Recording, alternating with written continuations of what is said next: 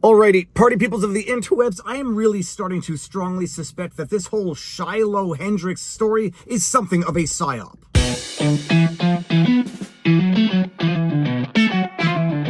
Viva Frei, former Montreal litigator turned current Florida rumbler, back in my home office for a bona fide car vlog, and I have been going into this story in some detail over the last 24 hours. It seems to be a never-ending rabbit hole, and the more I start to learn about this story, about the players in this story, the more I strongly suspect it is something of a Psy-Op. Now, for those of you who have been living under a rock, please invite me in for a drink because the real world is a little bit confusing at times. The story of the week is of a woman named Shiloh Hendrix who was in a park caught on camera, allegedly referring to an allegedly autistic 5-year-old black child as the most unholy word in the English language, the N-word. Someone in the park who happened to capture the aftermath on camera, we'll get to the identity of that individual in a second, goaded the woman on and said, "What did you just say to that child? Did you just call that child the N-word?" And he recorded the whole thing, and the woman repeated what she said to this allegedly autistic 5-year-old child, gave the middle finger to the cameraman. If you haven't seen the video, this is the video. I am reluctant to show it. I'm obviously going to bleep out the word, but you need to see this in order to understand the context and what is, in retrospect, very suspicious about the context. Did you call him a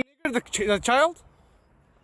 Did you call the child the nigger word? Your fucking business. It is my own business. You call him a... Okay, why don't you have the boss to say it right now again? Fuck you. Okay. Alright, that's what you say. You don't go digging through people's shit, you dumb fuck. Nobody dig into your shit. A little fucking kid just did, you dumbass. That little kid, you call him a... Yeah. The little child? What if he acts like one, he's gonna... Are you about to hit him? You chase him here? He took my son's stuff. So that gives you the right to call the child, 5-year-old, and the N-word. If that's what he's gonna act That's like. what you're gonna call him. That's what he's gonna act like. You know, that's a hate speech. And you can be recorded for that. I don't give a shit. Huh.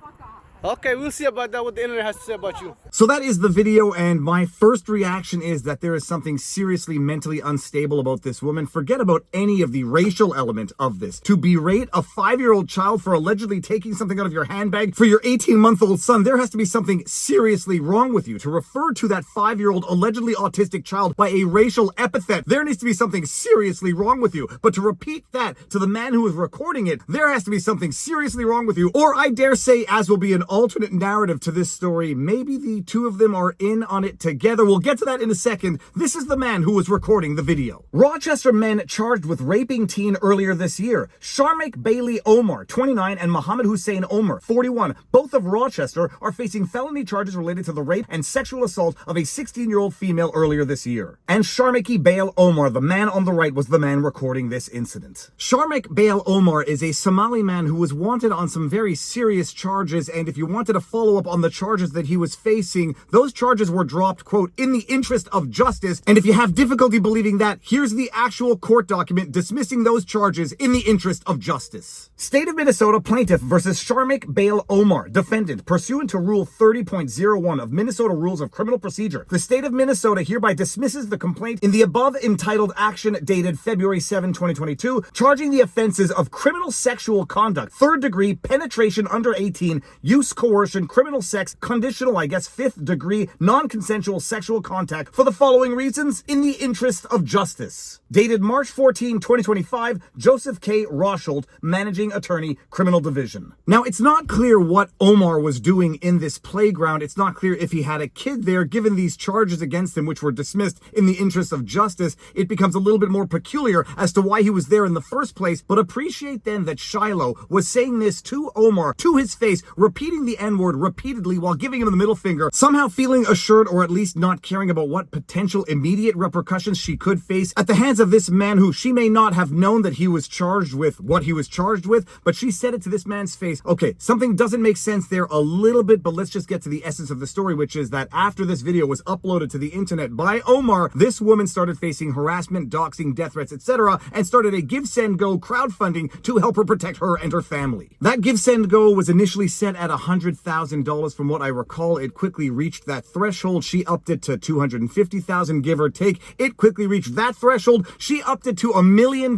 And guess what that Give, Send, Go campaign is at right now? Well over $500,000. Now, there are multiple narratives, sometimes countervailing, sometimes contradicting narratives that this is somehow blowback from the Carmelo Anthony Give, Send, Go fundraiser crowdfunding, where Carmelo Anthony, after having stabbed to death Austin Metcalf, raised well over $500,000 that his family apparently was using to buy a new car, a new home, and bling for Carmelo Anthony, a man who I believe committed murder against Austin Metcalf. A part of the internet is saying if that alleged murderer can raise over $500,000 after having stabbed a child to death, well, this woman can raise $500,000 for saying the N-word. I'm not particularly convinced by that narrative, although I do appreciate that is at least some of the sentiment behind some of the donations to this campaign. Others are saying that inasmuch as the Carmelo Anthony fundraiser was a big middle finger from Black America to white America, so too, correlatively, was this a middle finger to Black America from white America. Others are saying, based on the donations, that this is one big Psy-Op to drive a race war in America. And if some of you are inclined to think that I'm totally crazy, gone off the deep end, tinfoil hat conspiracy theory in thinking possibly that this was a conspiracy between Shiloh and Omar, I remind you of the Johnny Bobbitt, Caitlin McClure, Mark D'Amico GoFundMe scam that occurred a few years ago where they worked together to raise over $400,000. Sentenced this afternoon to 3 years behind bars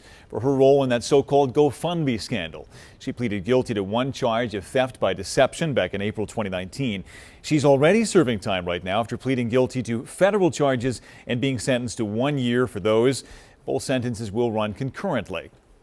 McClure, Mark D'Amico, and Johnny Bobbitt swindled some 14,000 donors out of $400,000 after making up a story that a homeless Bobbitt gave his last $20 to McClure after she had run out of gas. Set that aside. If you don't think that these donations are somewhat suspicious, let me show you a brief list of the donations, starting with a $10,000 anonymous donation to Shiloh Hendrix. $10,000 USD anonymous. $2,025 USD anonymous.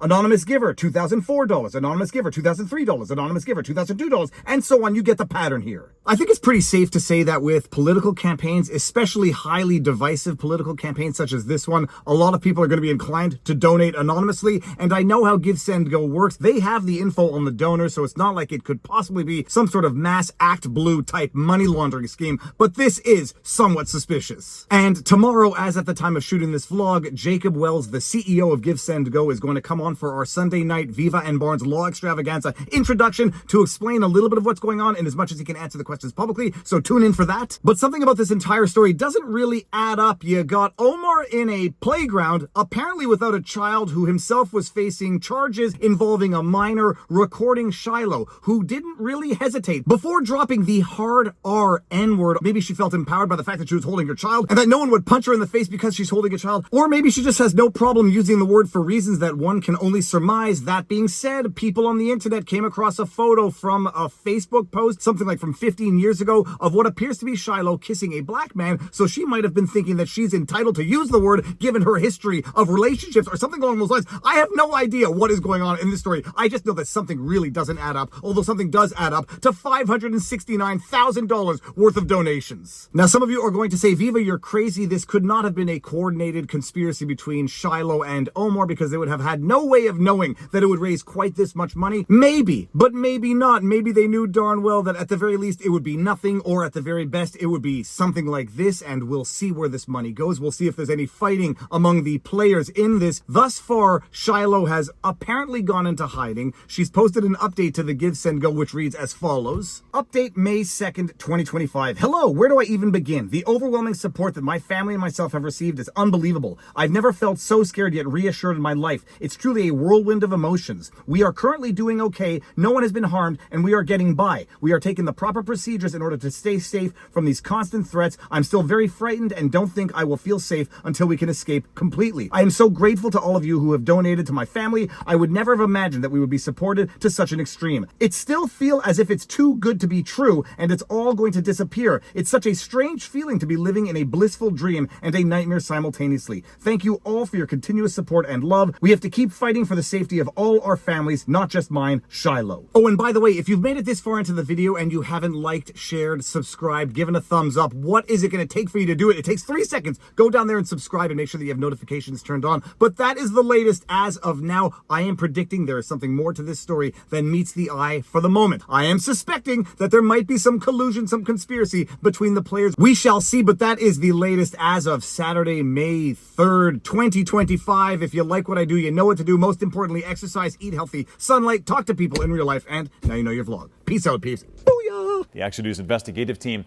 produced a documentary taking a deep dive into the GoFundMe scandal. No Good Deed, a crowdfunding holiday heist, details the story and those involved in the scam. You can find it on Hulu and our family of streaming apps.